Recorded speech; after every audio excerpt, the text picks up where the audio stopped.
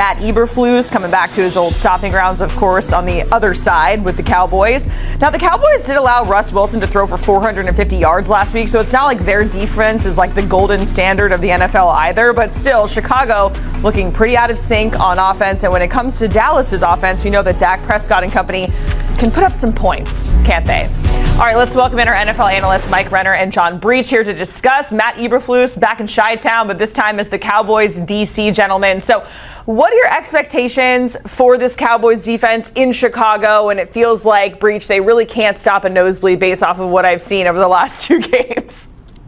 Yeah, absolutely. But I think Matt Eberflus is going to be walking in there with a little bit of confidence saying, hey, look, it wasn't my fault. Chicago was a disaster when he was there, but things have not exactly been fixed now because they are once again 0-2, still looking for their first win. And I think if you're the Cowboys defense, this has the potential to be a get-right game for them. Yes, you just mentioned that, Jacqueline, that Russell Wilson did throw for 450 yards, but they actually played pretty well against the Philadelphia Eagles in week 1. We saw them essentially shut down Philadelphia in the second half. So if you come with that kind of strength and show up in Chicago and they play that way, they can certainly limit the Bears. We saw the Lions limit the Bears in week 2. Caleb Williams seems like he's still trying to figure out his way through this Ben Johnson offense.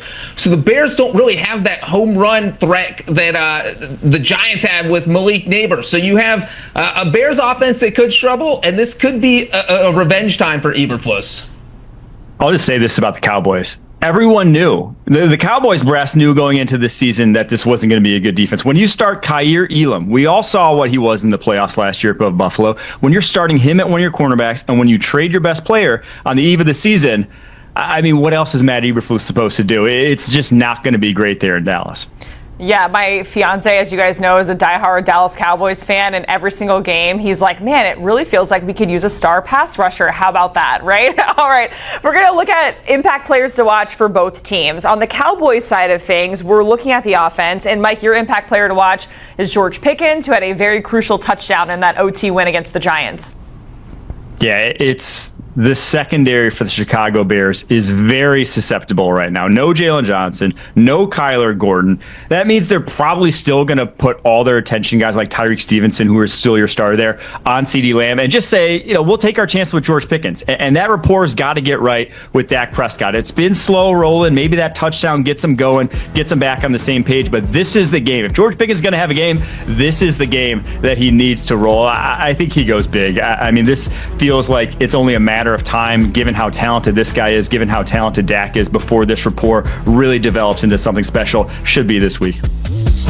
Yeah, Mike and I are absolutely on the same page. My impact guy is Dak Prescott. And yes, that is the obvious guy because he is the quarterback.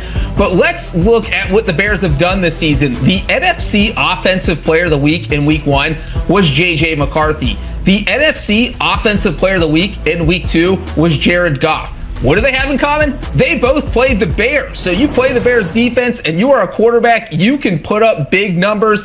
Mike just kind of alluded to how beat up that secondary is. They're going to be missing Pro Bowl quarter Jalen Johnson. And now they're going to be forced to not just stop George Pickens, they also have to figure out how to stop CeeDee Lamb. So when you have one of the best receiving duos in the NFL against a beat-up secondary, and you have Dak Prescott throwing passes to them, this feels like a game where we could see Dak get close to the numbers he put up last week against the Giants. I think it was 360 yards. Maybe he tops it. So I think this could be a huge week for Dak Prescott.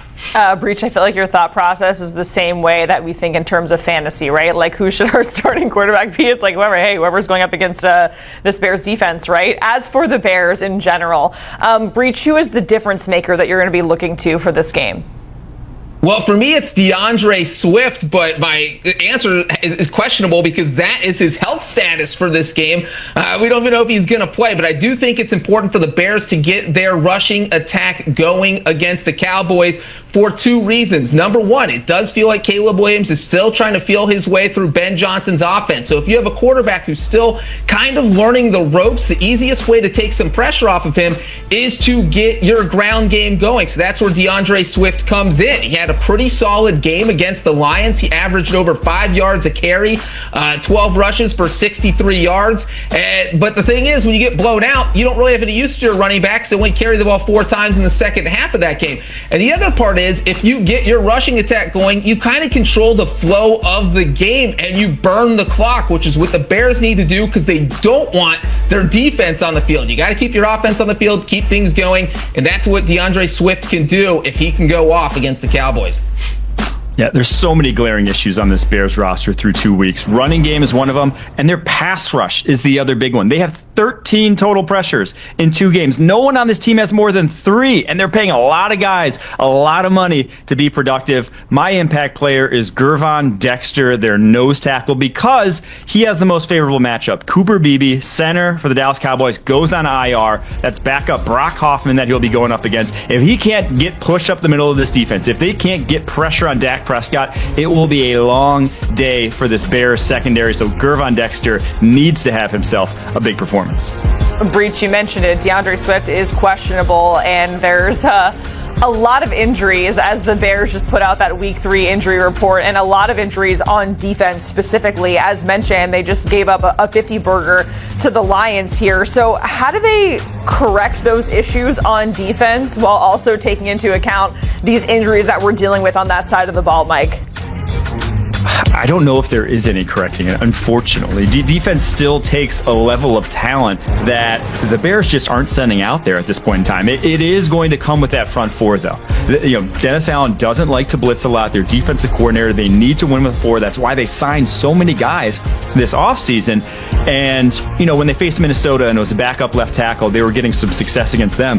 But I don't think this Cowboys offensive line outside of the center position that I just highlighted really has a lot of avenues for the favorable one-on-one matchups for this Bears team. So that's the worry, but it needs to change right up front or else it ain't going to change at all. Yeah, and Mike, you hit the nail on the head. It needs to change, but I'm not sure how it can change. We saw the Bears just gave up over 50 points last week, over 500 yards. And now they've got 8 players on the injury report on the defensive side of the ball. 5 guys already ruled out on the defensive side of the ball. So it's kind of hard to fix things when you're not even, you don't have your best players on the field. So really what you need is for your offense to be your defense. The offense needs to play well enough to stay on the field and maybe win the time of possession. This is a game where you want Caleb Williams, that offense, out there for 36, 37 minutes. And that limits the time the defense has on the field. It's survival of the fittest at this point for the Chicago Bears because their defense is banged up. All right, finally, we want to get into a game prediction. Cowboys slightly favored on the road. Breach, who you rolling with here? I am rolling with the Dallas Cowboys 30-27. We saw that injury report. I can't pick the Bears after seeing that injury report. I had to cover my eyes. It was that horrifying. That's a lot. They're just beat up right now, and I think the Cowboys offense is going to have a field day. Yeah, they're not only beat up, they feel demoralized after this 0-2 start, whereas the Cowboys seemingly trending in the opposite direction. They had an encouraging start against the Eagles, that big win against the Giants. They feel like they're ascending into a team after all the momentum wasn't going their way preseason. So because of that, I think it's a blowout. I think they boat race the Chicago Bears in Chicago. Dang, a blowout. That's what Renner is saying. Hey, and even if it's not, if it's just you're down by a field goal, get to the logo. Brandon Aubrey's gotcha. We've seen it multiple times from even 60 and beyond. Renner, Breach, we appreciate it. What's up, Cowboys Nation? It's Victor here with Dallas Cowboys today, and I've got a juicy trade rumor that could really shake up our backfield rotation. And let me tell you, after the first 2 weeks of the season, I think Jerry Jones and this front office have to at least be picking up the phone. So here's the scoop. Bleacher Report's Christopher Knox just pitched a trade that would bring Cleveland Browns running back Jerome Ford to Dallas for basically pennies on the dollar.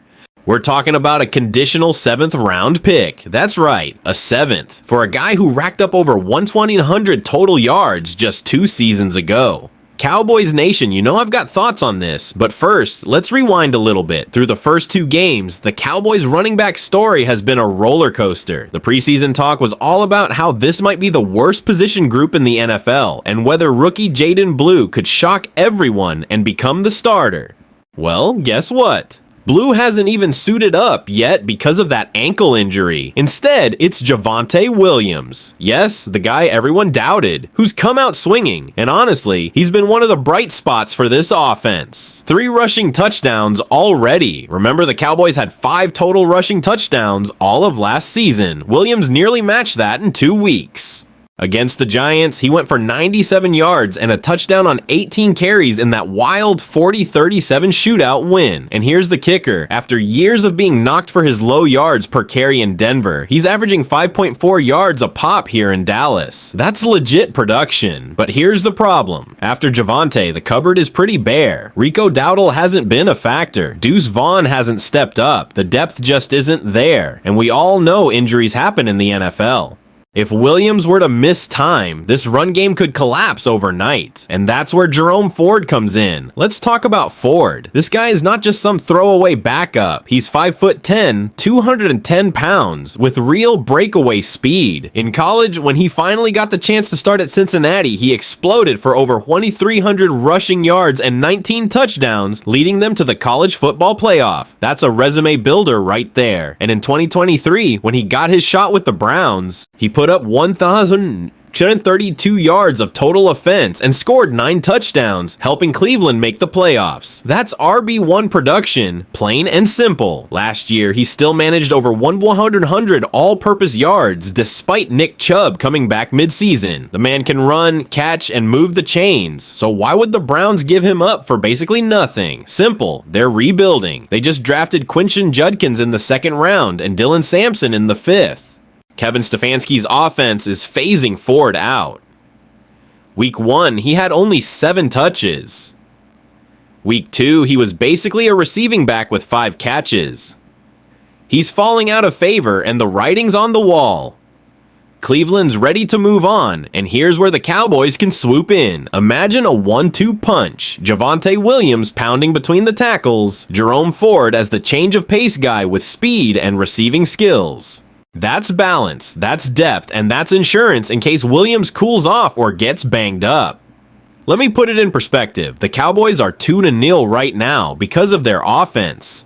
Dak Prescott has this passing game humming, but if we want to make a serious postseason push, we can't rely on Dak throwing it 40 times a game. We need a run game that can keep defenses honest. Jerome Ford could be the missing piece that turns this backfield from a one-man show into a legitimate rotation.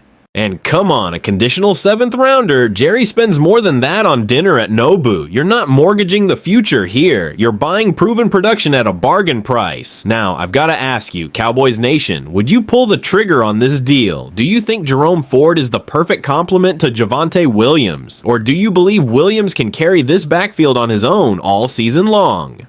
Drop your thoughts in the comments because I'm really curious to see where y'all stand on this. Personally, I think it's a no-brainer. Depth wins in the NFL, and Ford has the talent to make a difference in Dallas. If you're fired up about this potential move, smash that like button, hit subscribe to join the Dallas Cowboys Today family, and share this with every Cowboys fan you know, because if Jerry pulls this off, this offense could go from dangerous to downright unstoppable. Go Cowboys!